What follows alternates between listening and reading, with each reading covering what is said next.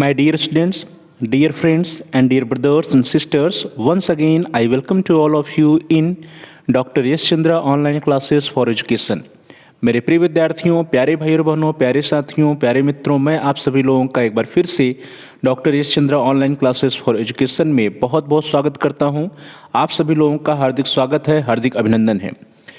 प्रिय विद्यार्थियों, आज की क्लास में हम सभी लोग नेशनल एजुकेशन पॉलिसी 2020 या राष्ट्रीय शिक्षा नीति 2020 से रिलेटेड 50 महत्वपूर्ण प्रश्नों का अभ्यास करेंगे। इसके पूर्व में हम सभी लोगों ने 150 मल्टीपल चॉइस क्वेश्चंस या ऑब्जेक्टिव क्वेश्चंस का अभ्यास किया है और उसी सीरीज में, उसी श्रृंखला में आज की क्लास में इस वीडियो के अंतर्गत हम सभी लोग 50 कुछ और नए प्रश्नों का अभ्यास करेंगे।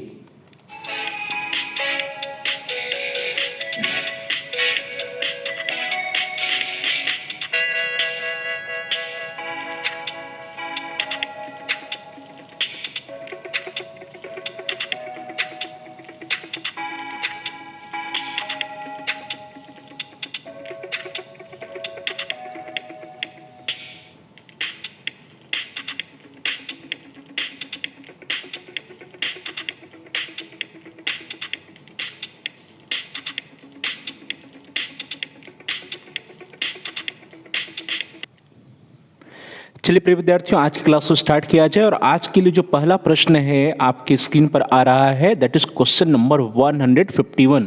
जो कि हम लोग 150 प्रश्नों का अभ्यास कर चुके हैं, तो इसलिए आज का जो पहला प्रश्न है दैट इज क्वेश्चन नंबर 151।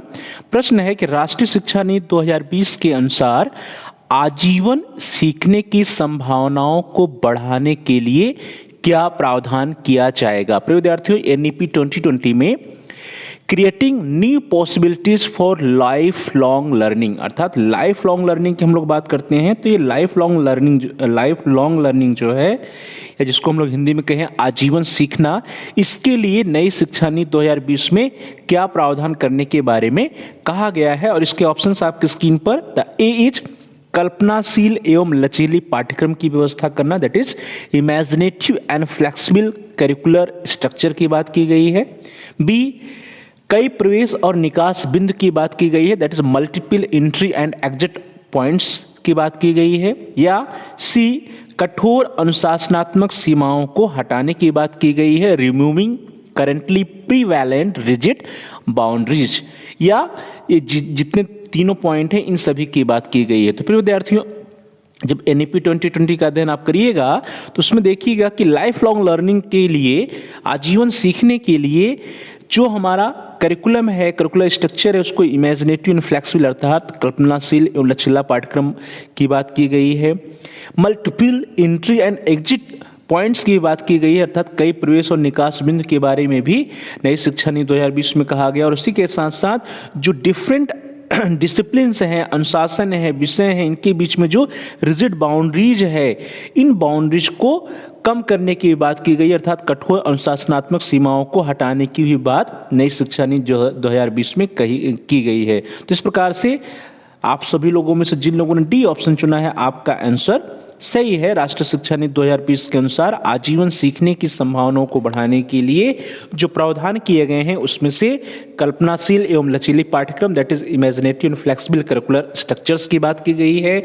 साथ ही साथ multiple entry and exit points, that is कई प्रवेश और निकास बिंदु की बात की गई है।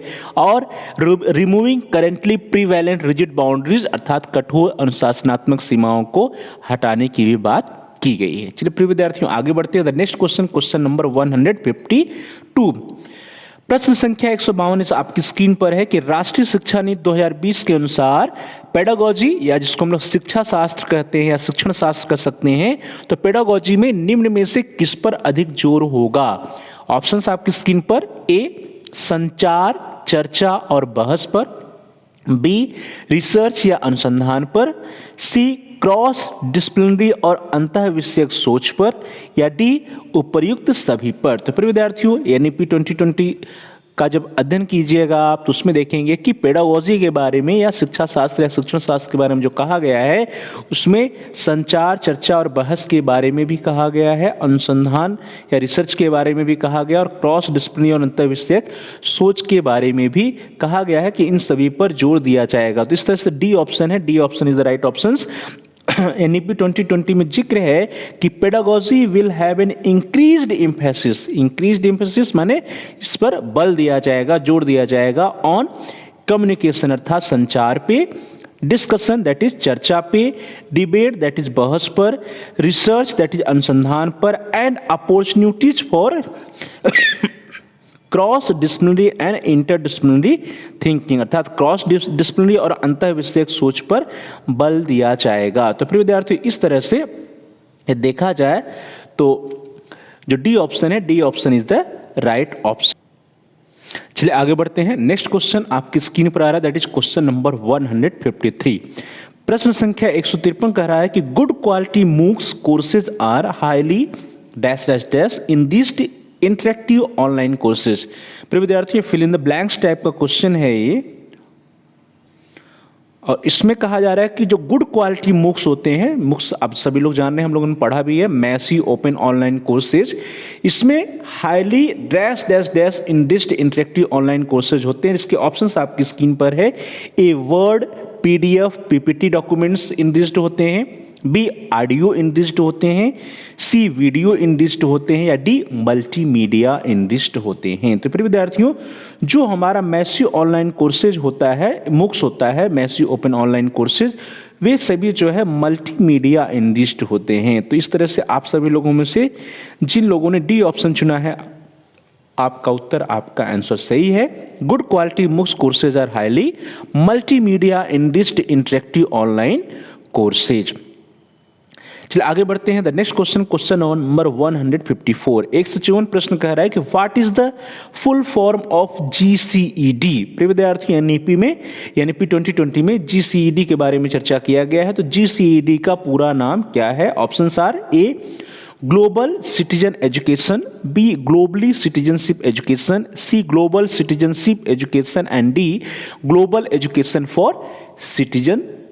तो प्रिय विद्यार्थियों, जब GCED के बारे में आप पढ़ेंगे एनईपी 2020 में, तो वहां पाएंगे GCED का मतलब क्या होता है, ग्लोबल सिटीजनशिप एजुकेशन। तो इस तरह से द ऑप्शन नंबर सी या option C is the right option. Global citizenship education या वैश्विक नागरिक शिक्षा है GCED का पूरा नाम। GCED means global citizenship education या वैश्विक नागरिक शिक्षा। Next question, question number 155। प्रश्न संख्या 155 आपकी स्क्रीन पर आ रहा है।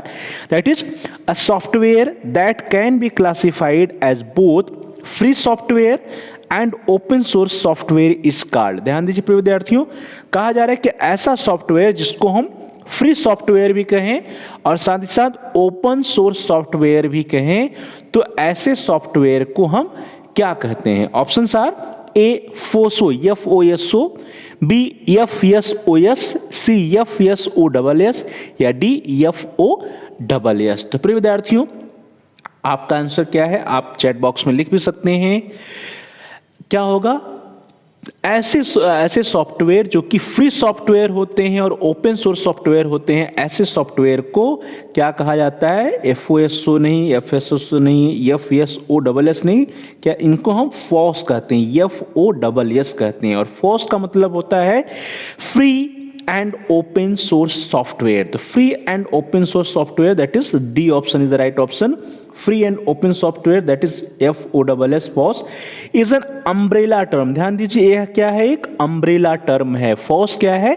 Free and open source software या FOSS is an umbrella term for software that is simultaneously considered both free software and open source software. अर्थात ऐसे सॉफ्टवेयर जो कि फ्री भी होते हैं और ओपन सोर्स सॉफ्टवेयर भी होते हैं, ऐसे सॉफ्टवेयर के लिए हम लोग फॉस वर्ड का यूज करते हैं, जिसका मतलब होता है free and open source software. Next question, question number 156। प्रश्न संख्या 156 आपकी स्क्रीन पर है कि राष्ट्रीय शिक्षा नीति 2020 के अनुसार स्नातक उपाधि की अवधि कितनी होगी? ध्यान दीजिए, एनईपी 2020 में जो अंडर ग्रेजुएट डिग्री या स्नातक उपाधि की बात की गई है, उसका ड्यूरेशन कितना होगा? ऑप्शंस आर ए 2 वर्ष, बी 3 वर्ष, सी 4 वर्ष, और डी है 3 या 4 वर्ष। तो प्रिय विद्यार्थियों, आप सभी लोगों ने पढ़ा भी होगा, सुना भी होगा कि एनईपी 2020 में जो अंडर ग्रेजुएट या स्नातक उपाधि है, उसके लिए 2 ड्यूरेशंस बताए गए हैं, एक 3 वर्ष या 4 वर्ष कहा गया है। 3 वर्ष या 4 वर्ष की डिग्री जो है अंडर ग्रेजुएट या स्नातक उपाधि के लिए होगी। तो the undergraduate degree will be of either 3 और 4 ईयर ड्यूरेशन। तो D option is the right option. Next question, question number 157, प्रश्न संख्या 157 जो है वो भी fill in the blanks type है। और क्वेश्चन है MOOCs stand for dash dash dash open online courses, अर्थात मूक्स का पूरा नाम क्या है। बहुत ही सिंपल क्वेश्चन है, आप सभी लोग इसका आंसर सही देंगे। MOOCs is massive open online courses. Options are A moderate, B mild, C massive and D multimedia. तो यहां पे क्या होगा, the C option is the right option. अर्थात मैसिव जो है, मूक्स क्या है, MOOCs is massive open online courses. C option is the right option. Next question, question number 158, प्रश्न संख्या 158 कहता है कि राष्ट्रीय शिक्षा नीति 2020 के अनुसार व्यावसायिक तथा पेशेवर क्षेत्र सहित किसी भी विषय अथवा क्षेत्र में 1 साल पूरा करने पर विद्यार्थी को मिलेगा। अर्थात 1 साल का यदि बालक अध्ययन करता है किसी कोर्स में, चाहे वो प्रोफेशनल कोर्स हो या फिर कोई वोकेशनल कोर्स हो या फिर नॉर्मल कोर्स हो, तो उसको 1 साल अध्ययन करने पर क्या मिलेगा, यही प्रश्न है। एनईपी 2020 में इसके बारे में चर्चा किया गया है। Options are A certificate, B diploma, C degree या स्नातक and D is research degree. तो प्रिय विद्यार्थियों, आपने ये ध्यान दिया होगा, पढ़ा होगा, एनईपी 2020 इसके बारे में सुना होगा, तो आपको पता होगा कि यदि किसी विषय में छात्र जो है 1 वर्ष या 1 साल पूरा कर लेता है तो उसको सर्टिफिकेट प्राप्त हो जाएगा। अर्थात यदि वह 1 साल पूरा करने के बाद उस कोर्स को छोड़ता है तो उसका लॉस नहीं होगा, बल्कि 1 साल का उसको सर्टिफिकेट मिलेगा। तो इस तरह से the A option is the right option. A certificate after completing 1 year in a discipline और field including vocational and professional areas. अर्थात वोकेशनल एजुकेशन हो, चाहे प्रोफेशनल एजुकेशन हो, चाहे नॉर्मल एजुकेशन हो, यदि बालक जो है 1 साल की शिक्षा अपनी ग्रहण करता है, उसको पूरा करता है, तो उस डिसिप्लिन में उसको सर्टिफिकेट प्रदान किया जाएगा। ये नई शिक्षा नीति 2020 में एक नया प्रावधान है, अच्छा प्रावधान है। पहले क्या होता था कि बच्चे यदि बीए, बीएससी, बीकॉम या बीटेक में एडमिशन लेते थे और 1 वर्ष के बाद किसी कारण से वे छोड़ देते थे, तो उनकी 1 साल का जो समय होता है वो नुकसान हो जाता था, उसका कोई मतलब नहीं होता था। लेकिन अभी बच्चों को एनईपी 2020 के अनुसार एक सर्टिफिकेट मिलेगा उस डिसिप्लिन में। नेक्स्ट क्वेश्चन, क्वेश्चन नंबर 159, प्रश्न संख्या 159 आपकी स्क्रीन पर है। What is the full form of OER? प्रिय विद्यार्थियों, OER का बहुत नाम आप लोगों ने सुना होगा।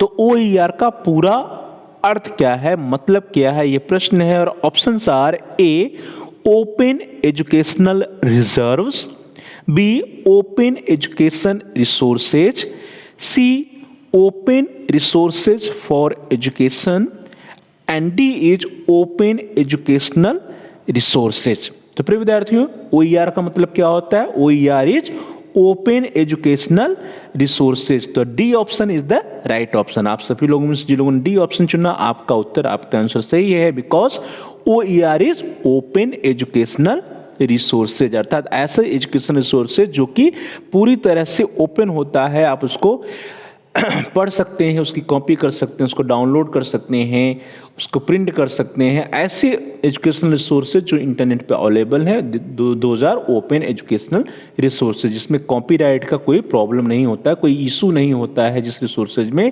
वे सारे रिसोर्सेज क्या होते हैं? ओपन एजुकेशनल रिसोर्सेज होते हैं।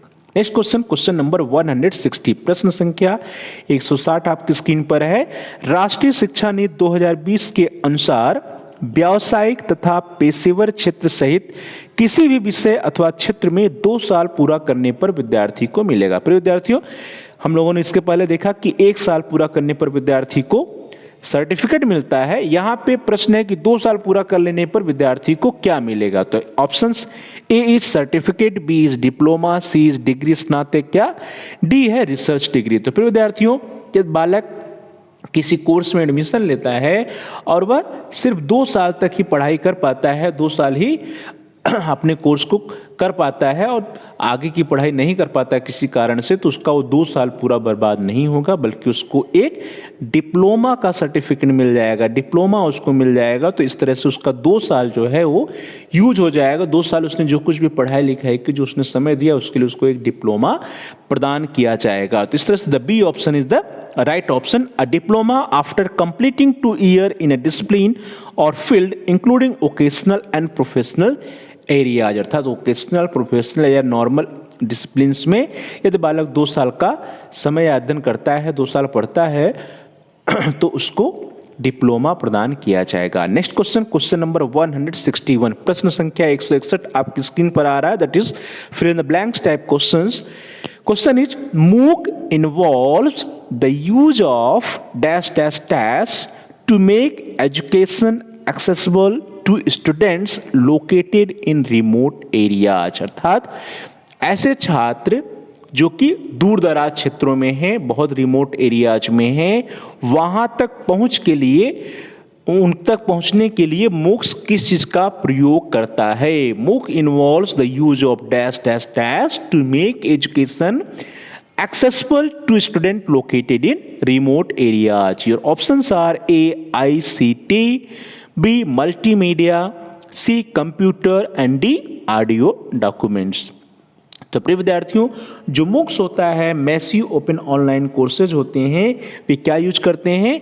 मल्टीमीडिया भी यूज करते हैं, कंप्यूटर भी यूज करते हैं, ऑडियो डॉक्यूमेंट्स भी यूज करते हैं, वीडियो भी यूज करते हैं। तो ये सब किस में आता है? ये सब आता है आपका इंफॉर्मेशन एंड कम्युनिकेशन टेक्नोलॉजीज में, अर्थात आईसीटी में आता है। तो आईसीटी का प्रयोग मूक करता है। तो इस तरह से आप सभी लोगों में से जिन लोगों ने ए ऑप्शन चुना है, आपका आंसर, आपका उत्तर सही है। ICT that is information and communication technologies. आप लोगों ने नाम सुना होगा, इसका पूरा नाम हमेशा याद रखिएगा। ICT means information and communication technologies is a broader term for information technology, अर्थात इंफॉर्मेशन टेक्नोलॉजी के लिए जो आईसीटी है वो एक ब्रॉडर टर्म है, which refers to all communication technologies including the internet, wireless networks, cell phones, computers, software, middleware, video conferencing, social networking and other media applications and services। अर्थात जितना कुछ भी हम लोग आज के समय में टेक्नोलॉजी का प्रयोग कर रहे हैं, इंटरनेट का प्रयोग कर रहे हैं, कॉन्फ्रेंसिंग का प्रयोग कर रहे हैं, wireless network, cell phones, mobiles, laptops, computer, इन सब का प्रयोग करें, ये सभी जो है आईसीटी के अंतर्गत आते हैं। क्योंकि आईसीटी क्या है? It is an umbrella term. ये इंफॉर्मेशन टेक्नोलॉजी का एक ब्रॉडर टर्म है ICT, that is information communication technologies. चलिए आगे बढ़ते हैं। The next question, question number 162, प्रश्न संख्या 162 आपकी स्क्रीन पर है। Who is the father of artificial intelligence? प्रिय विद्यार्थियों, एआई का नाम आपने सुना होगा, आर्टिफिशियल इंटेलिजेंस का नाम इसमें बहुत सुनाई दे रहा है, चारों तरफ आर्टिफिशियल इंटेलिजेंस की चर्चाएं हो रही हैं। तो आर्टिफिशियल इंटेलिजेंस के जनक कौन है, फादर कौन है, ये प्रश्न है और इसके ऑप्शंस आपकी स्क्रीन पर है। A, Marvin Minsky, B, John McCarthy, C, Allen Newell and D, Herbert A Simon.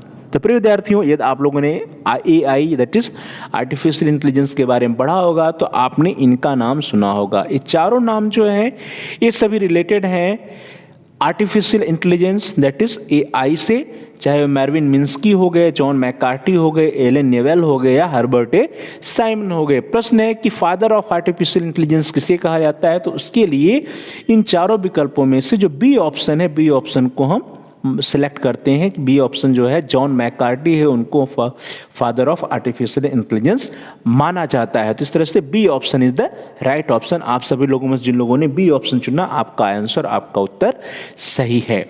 Next question, question number 163 is on your screen, that is also a fill in the blanks type questions. Question is dash dash dash is a portal developed by Government of India for providing online courses to be accessed by anyone, anywhere and at any time। प्रिय विद्यार्थियों, ध्यान दीजिए प्रश्न पे। anyone, anywhere and any time, ऐसे course जिसको कि कोई भी एक्सेस कर सकता है, कहीं भी एक्सेस कर सकता है और किसी भी समय एक्सेस कर सकता है, ऐसा पोर्टल कौन सा है? और इसके ऑप्शंस आपकी स्क्रीन पर है। A Swayam, B Grammarly, C MOOCs and D Moodle. प्रश्न है कि dash dash dash is a portal developed by government of India. Government of India के द्वारा कौन सा पोर्टल डेवलप किया गया है फॉर प्रोवाइडिंग ऑनलाइन कोर्सेज, अर्थात ऑनलाइन कोर्सेज प्रदान करने के लिए गवर्नमेंट ऑफ इंडिया ने कौन सा पोर्टल बनाया है जिसको कि कोई भी व्यक्ति एक्सेस कर सकता है, कहीं भी एक्सेस कर सकता है और किसी भी समय पर एक्सेस कर सकता है। तो ऑप्शंस क्या होगा प्रिय विद्यार्थियों, जितने ऑप्शंस दिए गए हैं उन सभी में से जो ए ऑप्शन है दैट इज स्वयं। स्वयं के बारे में हम लोगों ने नाम सुना होगा, तो स्वयं इज द राइट ऑप्शन। स्वयं जो है, Swayam is a portal developed by government of India for providing online courses to be accessed by anyone, anywhere and at any time.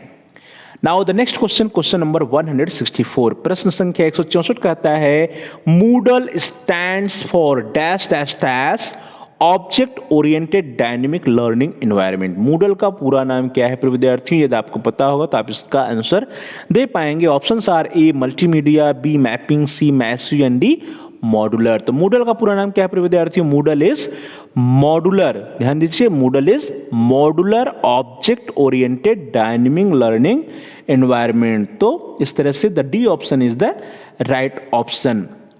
आप सभी लोगों में जिन लोगों ने डी ऑप्शन चुना आपका आंसर सही है। Moodle मीन्स या Moodle stand for modular object oriented dynamic learning environment. The next question, question number 165 is on your screen. प्रश्न संख्या 165 कहता है the word dash dash dash in the full form of MOOCs means that there is no mandatory requirements for learner to enroll in the course in terms of prior qualifications. ध्यान दीजिए प्रिय विद्यार्थियों कि जो MOOCs है, MOOCs का पूरा नाम मैसिव ओपन ऑनलाइन कोर्सेज है, उसमें कौन सा एक ऐसा वर्ड है जो यह इंडिकेट करता है कि there is no mandatory requirements for learner to enrol in the course in terms of prior qualifications. अर्थात कौन सा एक ऐसा टर्म है जो ये बताता है कि MOOCs कोर्सेज में मैंडेटरी नहीं, रिक्वायरमेंट्स नहीं है इनरोलमेंट का, जो उनके प्रायर क्वालिफिकेशंस होते हैं। प्रायर क्वालिफिकेशन या पूर्व के जो क्वालिफिकेशन होते हैं उसके आधार पर उसका जो है enrolment, there is no mandatory requirements for learners to enrol in the course in terms of prior qualification. यह कौन सा वर्ड इंडिकेट करता है? The options are A massive, B open, C online and D courses. तो फिर विद्यार्थियों नाम से क्लियर है, मैसिव नहीं हो सकता है, ऑनलाइन नहीं, कोर्सेज नहीं, क्या है? ओपन।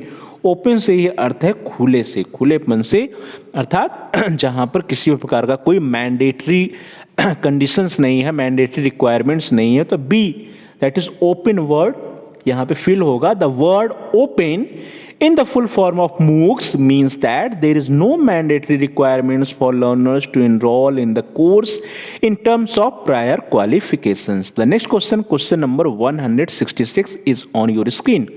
प्रिय विद्यार्थियों प्रश्न संख्या 166 आपकी स्क्रीन पर है, बहुत ही इंपॉर्टेंट प्रश्न है। The question is key players in teaching and learning are, अर्थात टीचिंग एंड लर्निंग में की प्लेयर्स किसे माना जाता है? आप सभी लोग जानते होंगे कि टीचिंग एंड लर्निंग की जो शिक्षण और अधिगम की प्रक्रिया है उसमें की प्लेयर्स कौन होता है? Options are A teacher and learner, B curriculum teacher and learner, C teacher learner and syllabus and the D is teachers. तो फिर विद्यार्थियों टीचिंग एंड लर्निंग की जो प्रक्रिया होती है उस टीचिंग एंड लर्निंग की प्रक्रिया में टीचर महत्वपूर्ण होता है, लर्नर महत्वपूर्ण होता है, बिना इन दोनों के तो हो ही नहीं सकता। लेकिन उसी के साथ साथ जो कंटेंट्स होते हैं कि क्या कंटेंट्स बच्चों को पढ़ाने हैं, किसकी टीचिंग करनी है, उसको हम लोग सिलेबस बोलते हैं। तो teacher, learner and syllabus are the key players in teaching and learning process. The option number C is the right option. आप सभी लोगों ने सी ऑप्शन चुना, आपका आंसर सही है। The next question, question number 167 is on your screen. प्रश्न संख्या 167 कहता है कि राष्ट्रीय शिक्षा नीति 2020 के अनुसार व्यावसायिक तथा पेशेवर क्षेत्र सहित किसी भी विषय अथवा क्षेत्र में 3 साल पूरा करने पर विद्यार्थी को मिलेगा। अर्थात 3 साल यदि बालक पूरा करता है किसी कोर्स में तो उसको क्या मिलेगा? ऑप्शंस आर ए सर्टिफिकेट मिलेगा, बी डिप्लोमा मिलेगा, सी डिग्री या स्नातक मिलेगा या डी रिसर्च डिग्री मिलेगा। तो फिर विद्यार्थियों हम लोगों ने पूर्व में भी चर्चा किया, 1 साल पे सर्टिफिकेट मिलेगा, 2 साल पे डिप्लोमा मिलेगा और 3 साल पे क्या मिलेगा? स्नातक या डिग्री मिलेगा। तो इस तरह से the C option is the right option. आप सभी लोगों से जिन लोगों ने सी ऑप्शन चुना आपका आंसर सही है। The bachelor's degree after a 3 year programme, अर्थात जो बैचलर की डिग्री होगी वो 3 साल की होगी और जो बालक 3 साल पूरा करेंगे उनको जो है बैचलर्स की डिग्री या स्नातक की उपाधि प्रदान की जाएगी। Next question, question number 168, match the following. प्रिय विद्यार्थियों, प्रश्न बहुत ही इंटरेस्टिंग है, मैचिंग टाइप क्वेश्चन है ये। और आपके सामने प्रश्न है, देखिए यहाँ पे 2 कॉलम है, column A and column B, और कॉलम फर्स्ट एंड सेकंड। यहाँ पे जो ऑप्शन है ए बी सी डी और फर्स्ट सेकंड थर्ड फोर्थ, इसी से आपको मैच करना है। Question is first vertical of HCI, second vertical of HCI, third vertical of HCI and fourth vertical of HCI। तो वर्टिकल्स के बारे में आपने पढ़ा है कि HCI जो है उसके वर्टिसेस कौन कौन से होंगे। तो पहला वर्टिसेस क्या है, आप सभी लोगों ने इसके जो ऑप्शंस हो आपकी स्क्रीन पर है A B C and D, A first second third fourth, इस तरह से। तो हम क्या करेंगे, सबसे पहले इसको मैच करते हैं, मैच करके देखते हैं कि क्या होगा। तो फर्स्ट वर्टिकल क्या है प्रिय विद्यार्थियों, आप सभी लोगों ने पढ़ा होगा HCI का फर्स्ट वर्टिकल क्या है, national higher education regulatory council या NHARC है। सेकंड वर्टिकल क्या है, that is second vertical of HCI is NAC, that is national accreditation council है। जो तीसरा वर्टिसेज है, the third vertical of HCI is, तीसरा जो है वो है HEGC, अर्थात हायर एजुकेशन ग्रांट्स काउंसिल। और लास्ट में फोर्थ बचा है, that is fourth vertical of HCI, that is general education council. तो इस तरह से देखा जाए तो पहले के लिए सेकंड है, दूसरे के लिए फोर्थ है, तीसरे के लिए थर्ड है और चौथे के लिए फर्स्ट है। तो यहाँ पे ये जो ऑप्शन है, ये ऑप्शन किसमें मिल रहा है, डी में मिल रहा है। तो D option is the right option. प्रिय विद्यार्थियों, जो आप सभी लोगों में जिन लोगों ने डी ऑप्शन सिलेक्ट किया है, आपका उत्तर, आपका आंसर सही है। The first vertical of HCI is NHARC, that is national higher education regulatory council. The second vertical of HCI is NAC, that is national accreditation council. The third vertical of HCI is HEGC, that is Higher Education and Grants Council. The fourth vertical of HCI is General Education Council या GEC। चलिए आगे बढ़ते हैं। The next question, question number 169, प्रश्न संख्या 169 आपकी screen पर है। Dash dash dash Commons is a license allows owner to retain copyright while allowing others to copy, distribute and make some uses of their work non-commercially। विद्यार्थियों, यहाँ पे जो copyright के लाइसेंसेज होते हैं कॉमन्स क्रिएटिव्स के, उसके बारे में प्रश्न है, उससे रिलेटेड प्रश्न है। यहाँ पे कह रहा है कि dash dash dash commons is a licence allows owners to retain copyright while allowing others to copy, distribute and make some usages of their work non commercial, अर्थात नॉन कॉमर्शियली यूज कर सकते हैं, आप कॉपी कर सकते हैं, distribute कर सकते हैं। तो यहाँ पे कौन सा वर्ड होगा, options are A copyright, B share alike, C creative and D non derivative. तो प्रिय विद्यार्थियों, जो क्रिएटिव कॉमन्स होता है, क्रिएटिव कॉमन जो लाइसेंस होता है वो लाइसेंस अलाउज करता है कि आप कॉपी कर सकते हैं, डिस्ट्रीब्यूट कर सकते हैं और नॉन कॉमर्शियली उसको यूज कर सकते हैं। तो इस तरह से C option is the right options. The creative commons is a licence allows owners to retain copyright while allowing others to copy, distribute and make some uses of their work non-commercially। The next question, question number 170 is on your screen।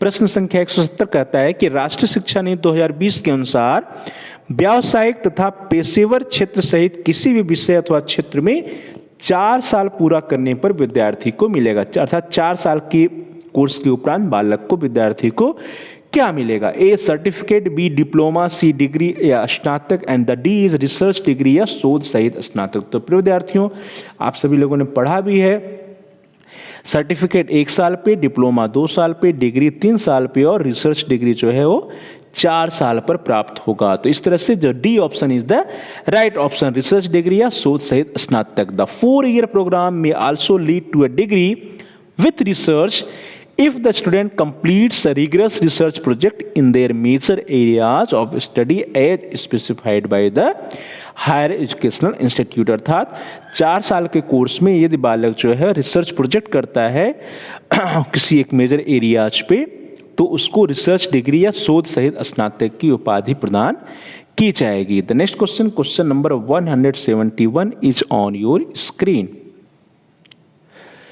The question number 171 is what percentage of GDP the NEP 2020 proposes to spend on education। प्रिय विद्यार्थियों, इसके बारे में हमेशा चर्चा होती रहती है कि जो हमारा ग्रॉस डोमेस्टिक प्रोडक्ट है उसका कितना प्रतिशत जो है शिक्षा के ऊपर खर्च किया जाए। तो प्रश्न यहीं पे है कि NEP 2020 में क्या कहा गया है, what percentage of GDP the NEP 2020 proposes to spend on education। शिक्षा के ऊपर सकल घरेलू उत्पाद या GDP का कितना खर्च करने की बात NEP 2020 कहता है।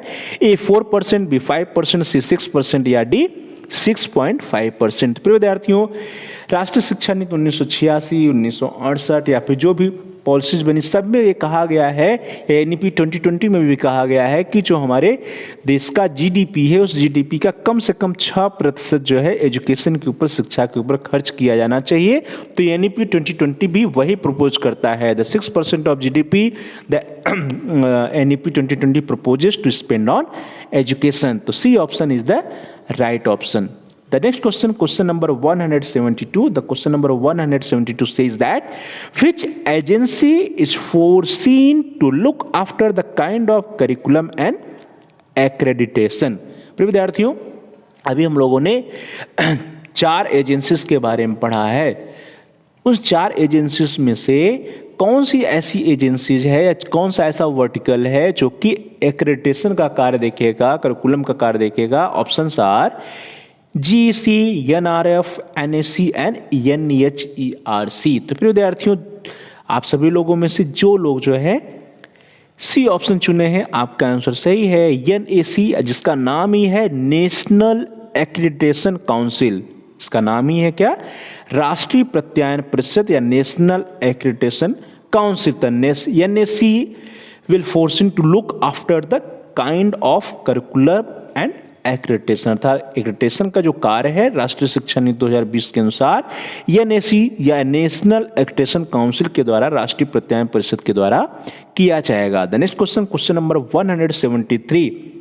Question number 173 is Yashpal committee for was formed in which year. Yashpal committee के बारे में आप लोगों ने सुना होगा, नाम सुना होगा। यह कब फॉर्मुलेट हुआ था, कब बना था। Options are A in the year 2005, B in the year 2008, C in the year 2016 और D in the year 2020। अर्थात वर्ष 2005 में, 8 में, 16 में या 2020 में। तो प्रिय विद्यार्थियों, इसके बारे में हम लोगों ने पहले भी चर्चा किया है। यशपाल कमेटी जो है इसका यह कब बनी थी, यह इस कमेटी का गठन वर्ष 2008 में हुआ था। तो इस तरह से the B option is the right option. आप सभी लोगों जिन लोगों ने बी ऑप्शन चुना, आपका उत्तर सही है। The next question, question number 174, प्रश्न संख्या 174 आपकी स्क्रीन पर है।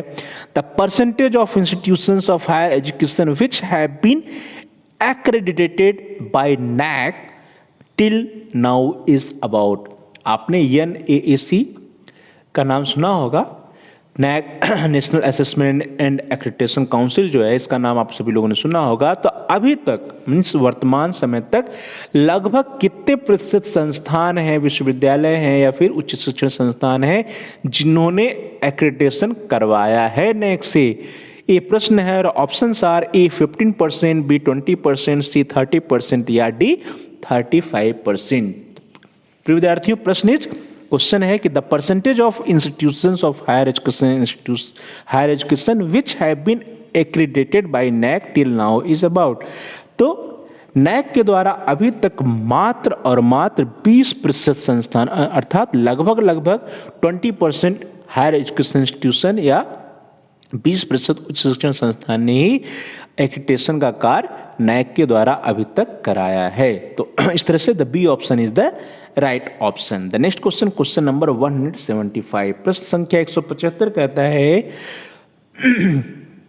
Which of the following commission made 32 recommendations but could not be implemented। बहुत इंपॉर्टेंट प्रश्न पर विद्यार्थियों कि कहा जा रहा है कि एक कौन सा ऐसा आयोग था, कमीशन था, जिसने 32 रिकमेंडेशंस दिए थे, 32 संस्तुतियां दी थी, लेकिन वह इंप्लीमेंट ना हो सकी। वह कौन सा ऐसा कमीशन था? The question options are A Kothari commission, B Mudaliar commission, C education policy 1986 या डी जस्टिस वर्मा कमीशन। तो प्रिय विद्यार्थियों, वो कोठारी कमीशन नहीं था, मुदालियर कमीशन नहीं था और एजुकेशन पॉलिसी 1986 नहीं था, बल्कि क्या था? Justice Verma commission. Justice Verma commission किस पर बना था? टीचर एजुकेशन पर बना था और उसने लगभग 32 रिकमेंडेशंस दिए थे, लेकिन वे इम्प्लीमेंट ना हो सके। तो इस तरह से the D option is the right option, justice Verma commission. Justice Verma Commission made 32 recommendations but could not be implemented. The next question, question number 176 is on your screen. The basic philosophy of MOOCs is 3A. 3A means क्या? That is anytime, anywhere and dash dash dash. Options are any technology, anywhere, anymore and any longer. प्रिय विद्यार्थी, इसके पूर्व में भी हम लोगों ने चर्चा किया था कि MOOCs में जो 3A हैं वो क्या है? Any time, anyone and anywhere. तो एनीवेयर जो है अर्थात मूक्स ऐसे कोर्सेज हैं जिसको कोई भी व्यक्ति एक्सेस कर सकता है, किसी भी समय एक्सेस कर सकता है और कहीं से भी एक्सेस कर सकता है। तो इस तरह से the B option is the right option. The basic philosophy of MOOCs is 3A's, that is any time, anyone and anywhere. The next question, question number 177, प्रश्न संख्या 177 आपकी स्क्रीन पर है कि Indian leaders from Calcutta set up the following first institution in 1817। 1817 में पहला institution, पहला संस्थान इंडियन लीडर्स के द्वारा कलकत्ता में स्थापित किया गया। वो कौन सा संस्थान था? Option are A Deshbandhu college, B Hooghly college, C Hindu college या डी कलकत्ता कॉलेज। प्रिय विद्यार्थियों, आप हो सकता है आप लोगों ने पढ़ा भी हो कि इंडियन लीडर्स के द्वारा कलकत्ता में 1817 में जिस संस्थान की स्थापना की गई थी उसका नाम था हिंदू कॉलेज। तो इस तरह से आप सभी लोगों में से जिन लोगों ने सी ऑप्शन चुना है आपका उत्तर सही है। प्रेसिडेंसी यूनिवर्सिटी कोलकाता, ध्यान दीजिए, प्रेसिडेंसी यूनिवर्सिटी कोलकाता आज के समय में हिंदू कॉलेज जाना जाता है। तो presidency university Kolkata formerly known as Hindu college and presidency college, अर्थात प्रेसिडेंसी कॉलेज या हिंदू कॉलेज पहले कहा जाता था, लेकिन अभी प्रेसिडेंसी यूनिवर्सिटी ऑफ कलकत्ता कहा जाता है।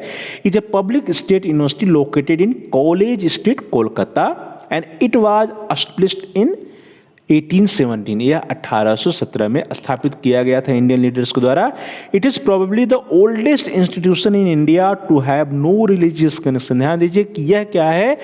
यह एक ओल्डेस्ट इंस्टीट्यूशन है हमारे देश का, इंडिया का, जहां पे किसी प्रकार का कोई रिलीजियस कनेक्शन नहीं है। The institution was elevated to university status in 2010 after functioning as a top constituent college of the University of Calcutta for about 193 years। अर्थात इसके पहले यह यूनिवर्सिटी ऑफ कलकत्ता का कॉन्स्टिट्यूएंट कॉलेज था, लेकिन 2010 में इसको यूनिवर्सिटी का दर्जा मिला और वर्तमान समय में जो हिंदू कॉलेज है वो प्रेसिडेंसी यूनिवर्सिटी कोलकाता के नाम से जाना जाता है। The next question, question number 178, प्रश्न संख्या 178 कहता है ministry of human resource development is now named as. NEP 2020 या राष्ट्रीय शिक्षा नीति 2020 के अनुसार जो एमएचआरडी है, ministry of human resource development है, उसका नया नामकरण क्या किया गया है? A ministry of education and technology, B ministry of human resource department, C ministry of education and D ministry of higher education and technology. तो प्रिय विद्यार्थियों, आप सभी लोगों ने सुना भी होगा, इसकी बहुत चर्चा हुई थी कि जो एमएचआरडी है, एमएचआरडी का नाम बदल करके मानव संसाधन विकास मंत्रालय का नाम बदल करके क्या कर दिया गया है? शिक्षा मंत्रालय कर दिया गया है। तो इस तरह से the C option is the right option. आप सभी लोगों जिन लोगों ने सी ऑप्शन चुना आपका आंसर सही है। एमएचआरडी को या मानव संसाधन विकास मंत्रालय का नाम बदलकर वर्तमान समय में एनईपी 2020 के अनुसार शिक्षा मंत्रालय या मिनिस्ट्री ऑफ एजुकेशन कर दिया गया है। The next question, question number 179, प्रश्न संख्या 179 आपकी स्क्रीन पर है विद्यार्थियों। 179, name the first education commission established by union government of India. विद्यार्थियों, प्रश्न बहुत पूछा जाता है कि भारत क्या हमारे देश का फर्स्ट एजुकेशन कमीशन कौन था जिसको जो है यूनियन गवर्नमेंट ऑफ इंडिया के द्वारा बनाया गया था। Options are A university education commission, B Kothari commission, C university grants commission and the D is the secondary education commission. तो प्रिय विद्यार्थियों, आप लोगों ने पढ़ा भी होगा वो क्या है, सेकेंडरी एजुकेशन कमीशन नहीं, यूजीसी नहीं, ये कोठारी कमीशन क्या है, यूनिवर्सिटी एजुकेशन कमीशन है। यूनिवर्सिटी एजुकेशन कमीशन या विश्वविद्यालय शिक्षा आयोग जिसको हम लोग कहते हैं, या फिर इसको हम लोग राधा कृष्ण आयोग भी कहते हैं। यह क्या है, यह फर्स्ट एजुकेशन कमीशन है हमारे देश का, जिसकी गवर्नमेंट ऑफ इंडिया के द्वारा एस्टेब्लिश किया गया था। तो government of India appointed a University Education Commission under the chairmanship of Dr. Radhakrishnan in November 1948, अर्थात आज़ादी के तुरंत बाद 1948 में, नवंबर 1948 में डॉक्टर राधाकृष्णन की चेयरमैनशिप में यूनिवर्सिटी एजुकेशन कमीशन की स्थापना गवर्नमेंट ऑफ इंडिया के द्वारा की जाती है, और इसीलिए इसको विश्वविद्यालय शिक्षा आयोग या फिर राधाकृष्णन आयोग के नाम से भी यह जाना जाता है। द नेक्स्ट क्वेश्चन, अगला प्रश्न है क्वेश्चन नंबर 180। पॉलिसी क्या होता है? Options are an intent document, B a set of rules, C a part of the constitution and D an implementation plan. जो पॉलिसी होती है प्रिय विद्यार्थियों, जो जिसको हम लोग नीति कहते हैं, जैसे राष्ट्रीय शिक्षा नीति 68 हो गया, 86 हो गया, फिर 2020 हो गया, तो नीति क्या होता है? Options are an implementation plan, क्या इम्प्लीमेंटेशन प्लान होता है? तो नहीं है। A part of the constitution, हमारे संविधान का कोई एक पार्ट है, वो भी नहीं है। अ सेट ऑफ रूल्स, नियमों का कोई सेट है, समुच्चय, वो भी नहीं है। It is an intent document, अर्थात हम क्या करना चाहते हैं, क्या हमारा इंटेंशन है।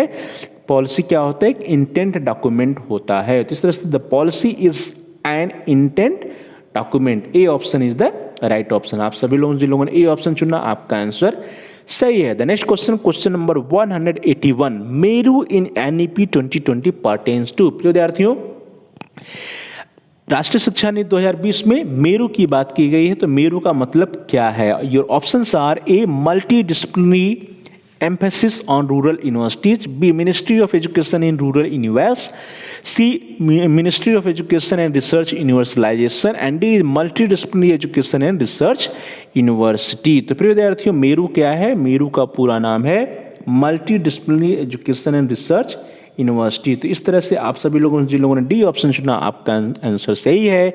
मेरू क्या है? मेरू बहुविषयक शिक्षा और अनुसंधान विश्वविद्यालय है, या multi disciplinary education and research university को मेरू के नाम से इंगित किया गया है एनईपी 2020 में। The next question, question number 182, प्रश्न संख्या 182 कहता है कि policy helps us to achieve, या जो नीतियां बनाई जाती हैं वो नीतियां जो है हमारी मदद करता है। किस चीज में मदद करता है? The policy helps us to achieve A irrational outcomes, B review outcomes, C rational outcomes, या डी उटोपिया। अर्थात जो हमारी नीतियां होती हैं, नीतियां हमें मदद करती हैं, हेल्प्स करती हैं क्या अचीव करने में, किस चीज़ को प्राप्त करने में। तो इरेशनल आउटकम नहीं है, रिव्यू आउटकम नहीं, उटोपिया भी नहीं, बल्कि क्या है, जो रेशनल आउटकम्स होते हैं, जो लॉजिकली सही होते हैं, उस रेशनल आउटकम्स को प्राप्त करने में पॉलिसीज हमारी हेल्प करती है, मदद करती है। तो इस तरह से the C option is the right option. The next question, question number 183, प्रश्न संख्या 183 आपकी स्क्रीन पर है।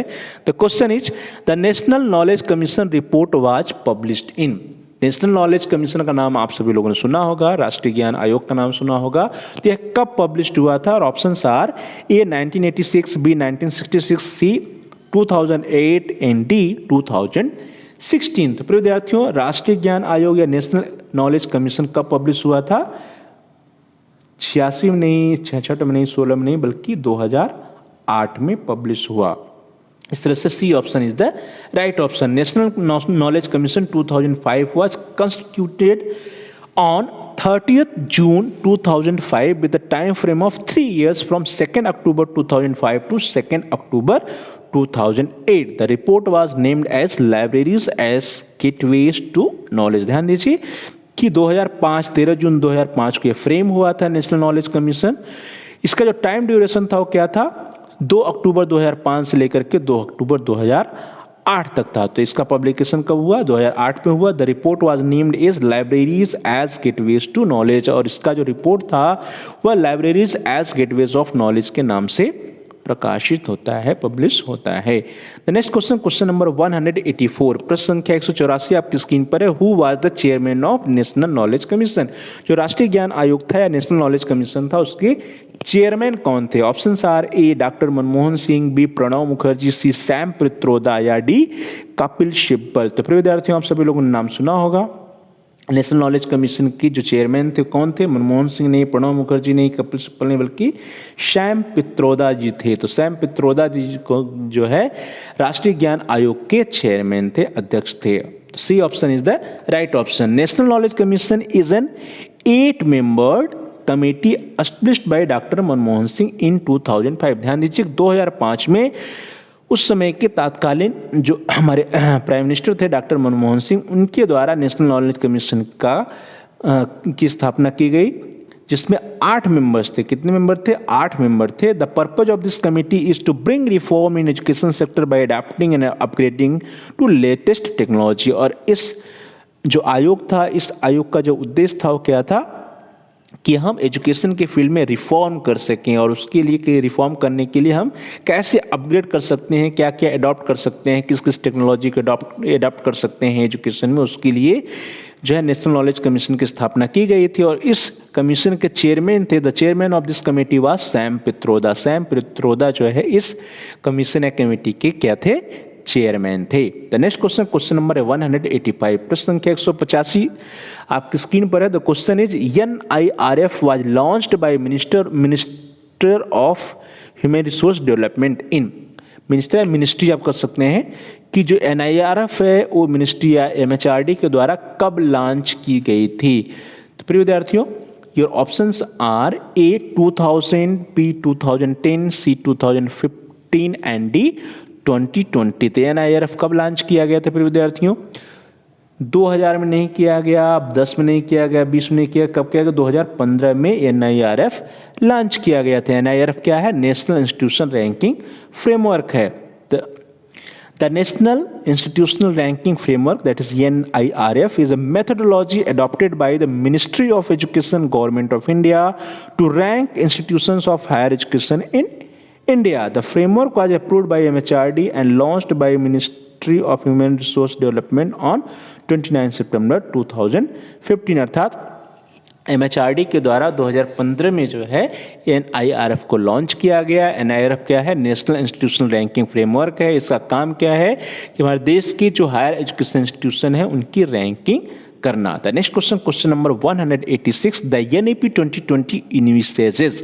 NEP 2020 में कहा गया है, चर्चा किया गया है, किस चीज़ पे बल देता है? A vocational education from class 6, B multiple entry and exit options, C structural changes in school education and D all of above. तो प्रिय विद्यार्थियों, जो हमारा NEP 2020 है वोकेशनल एजुकेशन फ्रॉम क्लास 6 की भी बात करता है, multiple entry and exit options की भी बात करता है, structural changes in school education की भी बात करता है। तो इस तरह से the D option is the right options. The NEP 2020 envisages vocational education from class 6. Also it envisages multiple entry exit options and also it envisages structural changes in school education। अर्थात जितने भी पॉइंट्स यहाँ पे कहे गए हैं सभी पर बल देता है, सभी के बारे में कहता है। The next question, question number 187 is on your screen. The question is first time efforts for the development of libraries in India were made by. ध्यान दीजिए कि हमारे देश में सबसे पहले जो है लाइब्रेरीज या पुस्तकालय की स्थापना करने या उसका विकास करने का एफर्ट किसके द्वारा किया गया था? बहुत इंपॉर्टेंट क्वेश्चन पर विद्यार्थियों, अधिकांशतः कॉम्पिटिटिव एग्जाम में पूछा जाता है।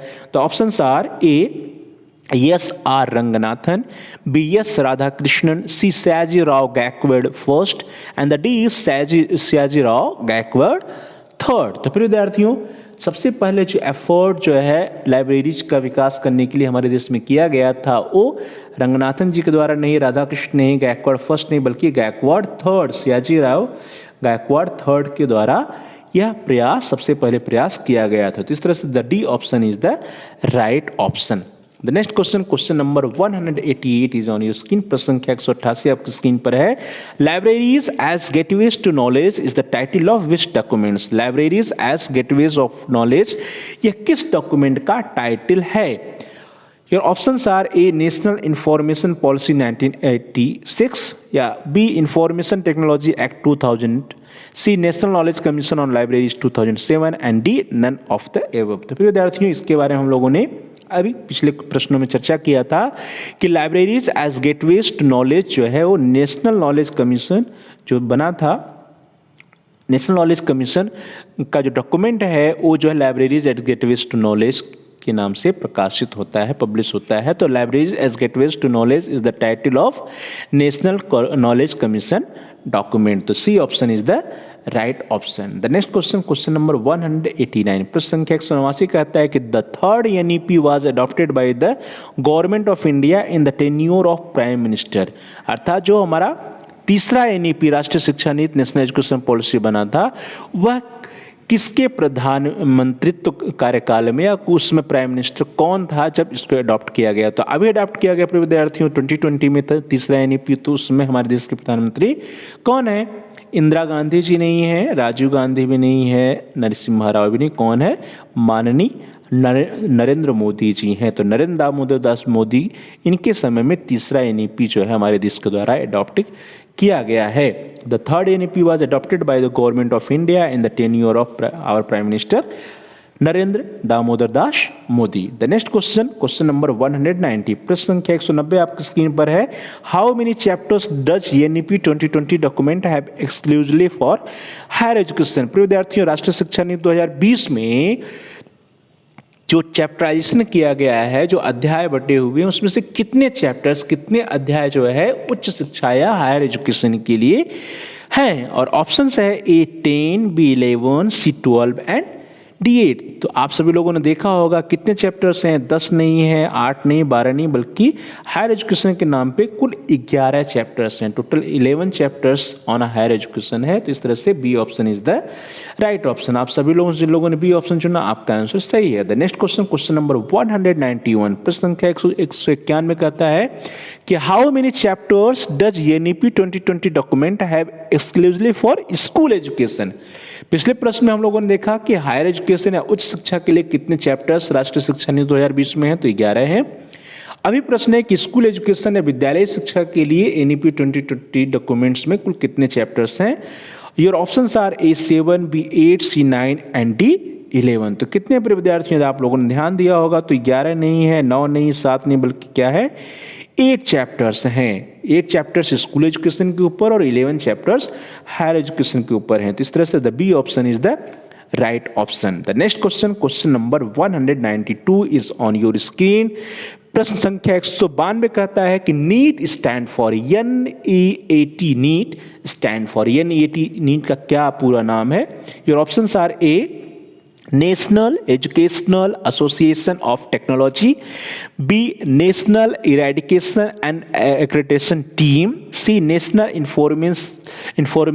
Enforcement of alliance in technology and D national educational alliance for technology. तो प्रिय विद्यार्थियों, जो नीट का है, नीट का पूरा नाम क्या है? National educational association of technology नहीं है, national eradication and accreditation team भी नहीं है, national enforcement of alliance in technology भी नहीं, बल्कि क्या है? National educational alliance for technology है। ध्यान दीजिए, national educational alliance for technology. The D option is the right option. आप सभी लोग जिन लोगों ने डी ऑप्शन चुना आपका उत्तर सही है।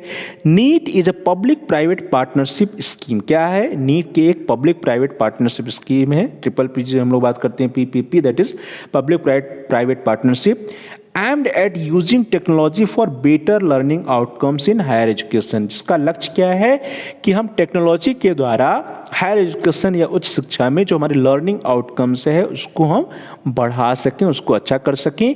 It's objective is to use artificial intelligence to make learning more personalised and customised as per the requirements of the learner. जो नीट है प्रिय विद्यार्थियों, national education alliance for technology है, किस पर बल देगा?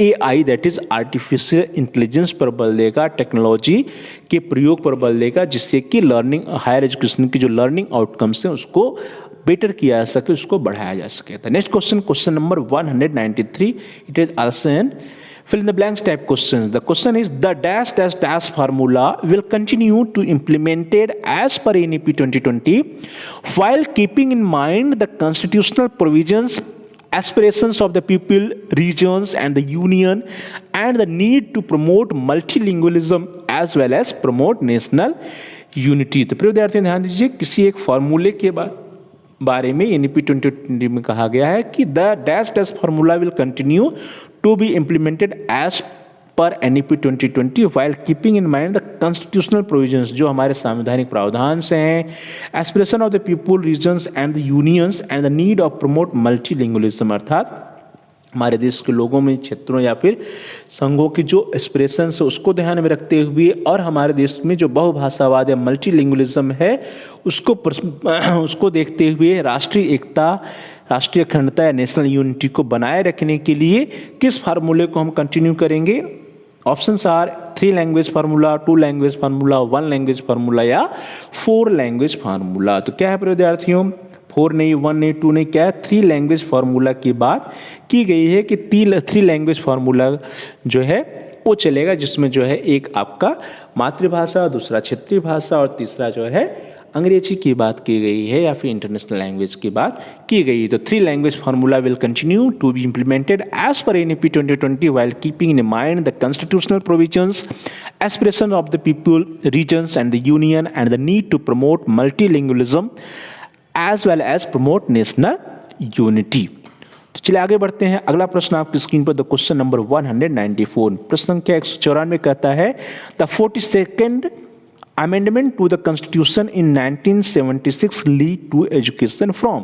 ध्यान दीजिए विद्यार्थियों, हमारा जो संविधान है उसमें जो 42वां संशोधन हुआ, 42nd अमेंडमेंट्स हुआ 1976 में, उसमें किस चीज पर बल दिया गया है? एजुकेशन से रिलेटेड है। तो क्या है? The 42nd amendment to the constitution in 1976 lead to education from A. concurrent to state list, B. center to concurrent list, C. center to state list या D. state to concurrent list। ध्यान दीजिए, आप सभी लोगों ने पढ़ा होगा कि जो हमारा संविधान उसमें 42वां जो संशोधन किया गया 1976 में, उसके द्वारा शिक्षा को या एजुकेशन को क्या कर दिया गया? सेंटर से कंकरेंट लिस्ट में ला दिया गया, अर्थात जो संघीय सूची है उससे समवर्ती सूची में, संघीय सूची से समवर्ती सूची में सम्मिलित किया गया 42वें संशोधन के द्वारा 1976 में। तो B option is the right option. The 42nd amendment to the constitution in 1976 lead to education from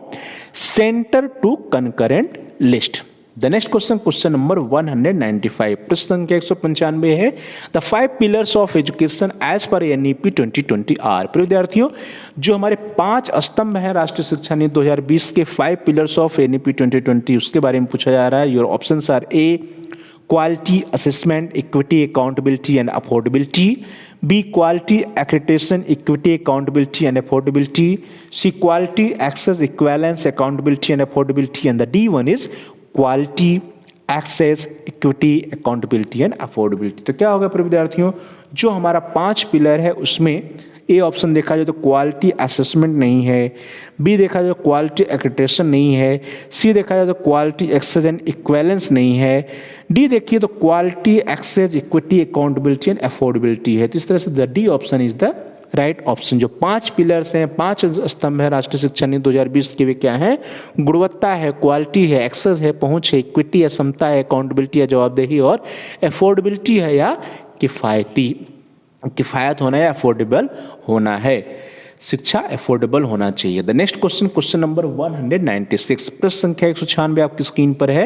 which is more important while planning higher education institution and provisions, अर्थात HEI या प्रोविजंस है उच्च शैक्षणिक संस्थान के बारे में या उससे रिलेटेड प्रोविजंस जब हम बनाने लगे, उसकी प्लानिंग कर रहे हो, तो कौन सा ज़्यादा इंपॉर्टेंट है? Options are A GDP, B GER, C ER and D GDR। आप सभी लोगों ने GDP का नाम सुना होगा, GER का भी नाम सुना होगा, ER और GDR ऑप्शंस हैं। तो यहाँ पे जो ऑप्शंस हैं उन सभी ऑप्शंस में जो सी ऑप्शन है दैट इज ER है, it is right option. ER है क्या? आप सभी लोगों जिन लोगों सी उत्तर जो है आपका आंसर सही है। पर विद्यार्थियों जो EER है वो कुछ डिफरेंट है GER से। ग्रॉस एनरोलमेंट रेशियो होता है GER, उससे डिफरेंट है EER जिसको हम लोग बोलते हैं एलिजिबिलिटी इनरोलमेंट रेशियो। ध्यान दीजिए, एलिजिबिलिटी इनरोलमेंट रेशियो कहा जाता है कि India should adopt eligibility enrolment ratio instead of gross enrolment ratio because the former is more realistic projection of college enrolment numbers. अर्थात जो EER है, एलिजिबिलिटी इनरोलमेंट रेशियो है, ये ज़्यादा अच्छी तरह से बता पाएगा कि हायर एजुकेशन में कॉलेज में कितने छात्रों का या कितने प्रतिशत छात्रों का इनरोलमेंट हो पा रहा है। The GER may not be appropriate measures or indicators for developing countries like India because of a large gap between the number of students available in the age group of 18 to 23 and those eligible inter alia to enter in higher education। अर्थात जब हम gross enrolment ratio की बात करते हैं तो वहाँ पे देखते हैं कि हमारे देश में उस आयु वर्ग या 18 से 23 साल के बच्चों की संख्या कितनी है और उसके अनुपात में कितने बच्चों ने हायर एजुकेशन में या उच्च शिक्षा में प्रवेश लिया।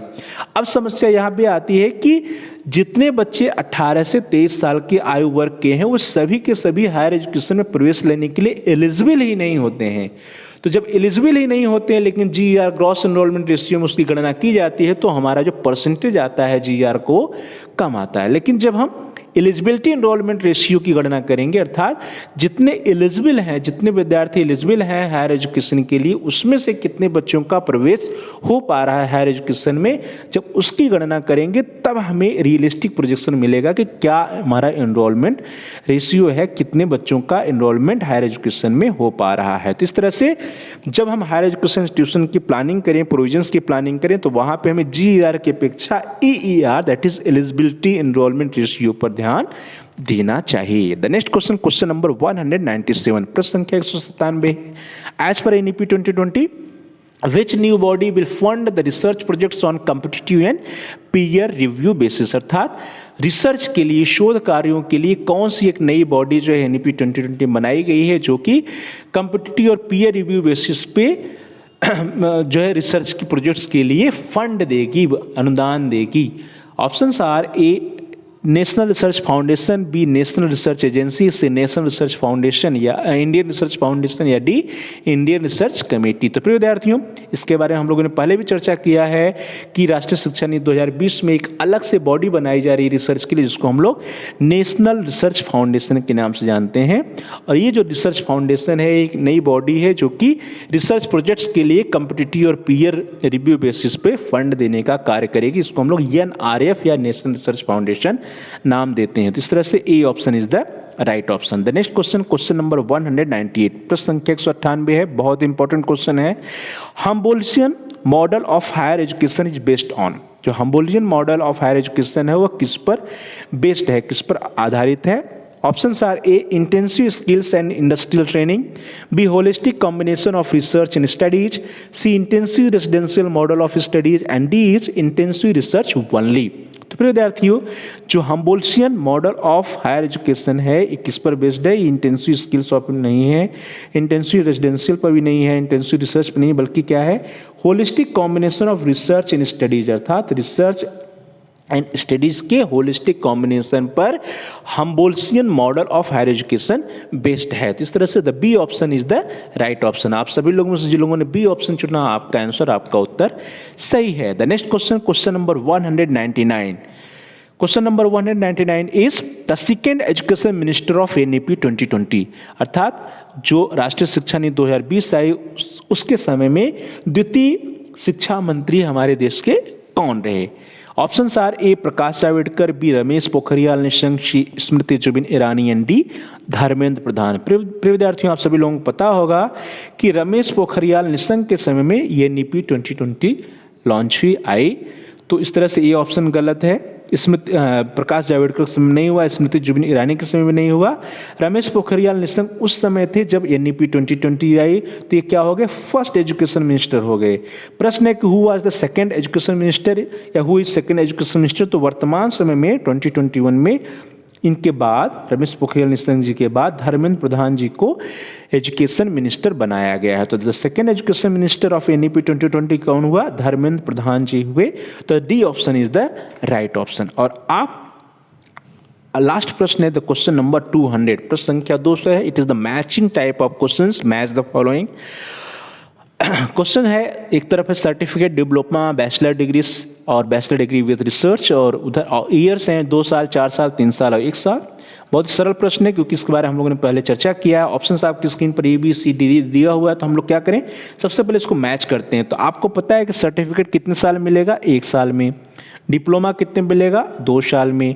बैचलर कितने मिलेगा, 3 साल में। और बैचलर्स डिग्री विद रिसर्च कितने मिलेगा, 4 साल में। तो इस तरह से देखा जाए तो ए के लिए चौथा, फिर बी के लिए देखा जाए तो पहला, सी के लिए देखा जाए तो तीसरा, और लास्ट में डी के लिए देखा जाए तो दूसरा। तो इस तरह से fourth, first, third and second, ये जो ऑप्शन है वो सही है, वो ऑप्शन है बी में। तो B option is the right option, 4, 1, third and second. अर्थात सर्टिफिकेट बालकों को मिलेगा 1 साल पूरा करने पर, डिप्लोमा मिलेगा 2 साल पूरा करने पर, बैचलर से स्नातक की डिग्री मिलेगी 3 साल पूरा करने पर, और बैचलर्स डिग्री विद रिसर्च मिलेगा 4 साल का कोर्स पूरा करने पर। तो प्रिय विद्यार्थियों, इस तरह से हम सभी लोगों ने आज की क्लास में इस वीडियो के अंतर्गत 50 वेरी इंपॉर्टेंट क्वेश्चन, बहुत ही महत्वपूर्ण मल्टीपल चॉइस क्वेश्चन से MCQ के बारे में चर्चा किया, जो कि रिलेटेड थे राष्ट्रीय शिक्षा नीति 2020 से, नेशनल एजुकेशन पॉलिसी 2020 से। आप सभी लोगों का बहुत बहुत धन्यवाद। Thanks for watching, thanks to all of you. Please like, share and comment on the video. प्रिय विद्यार्थियों, आप इस वीडियो को लाइक करिए, उस वीडियो को अधिक से अधिक अपने दोस्तों में, फ्रेंड सर्किल में, मित्रों के साथ, सहपाठियों के साथ शेयर करिए, जिससे कि वे भी इस वीडियो का लाभ उठा सकें, उनका भी अध्ययन कार्य सुचारू रूप से आगे बढ़ सके। और साथ ही साथ आप इस वीडियो पे कमेंट्स भी कर सकते हैं। कमेंट्स के द्वारा यदि आपका कोई बहुमूल्य सुझाव है या कोई प्रश्न है या कोई समस्या है तो आप हम तक पहुंचा सकते हैं। हम आपके प्रश्नों का उत्तर देने का प्रयास करेंगे, आपकी समस्याओं का समाधान करने का प्रयास करेंगे, और साथ ही साथ जो भी आपके वैल्यूएबल सजेशंस आएंगे उन सुझावों पर अनुपालन करने का हम प्रयास करेंगे। तो please like, share and comment on the video. Also subscribe the channel. आप सभी प्यारे भाई और बहनों में से, प्रिय विद्यार्थियों, प्रिय साथियों में से जिन लोगों ने अभी तक चैनल को सब्सक्राइब नहीं किया है, कृपया आप चैनल को सब्सक्राइब कर लीजिए, जिससे कि आप अपने कोर्स से रिलेटेड सभी एजुकेशनल वीडियोज को आसानी से प्लेलिस्ट में जाकर के देख पाएं, आसानी से वीडियोज को सर्च कर पाएं अपने कोर्स से रिलेटेड वीडियोज को। इसके लिए जरूरी है कि आप चैनल को सब्सक्राइब कीजिए, और जहां पे सब्सक्राइब लिखा है उसके बगल में एक बेल का आइकन है, घंटी का आकार है, उसको प्रेस करिए। उसको दबाने पर कुछ ऑप्शंस आते हैं, उन ऑप्शंस में से आप ऑल के ऑप्शन को सिलेक्ट कर लीजिए। इससे यह होगा कि आपके कोर्स से रिलेटेड जितने भी नए एजुकेशनल वीडियोस आएंगी उसकी सूचना, उसके नोटिफिकेशंस आपको समय से मिल जाएगा, और आपका कोई भी वीडियो मिस नहीं होगा। तो प्यारे भाई और बहनों, प्रिय विद्यार्थियों, प्रिय साथियों, thanks for watching, thanks to all of you. Please like, share and comment on the video. Also subscribe the channel and press the bell icon all. आप सभी लोगों का बहुत बहुत धन्यवाद।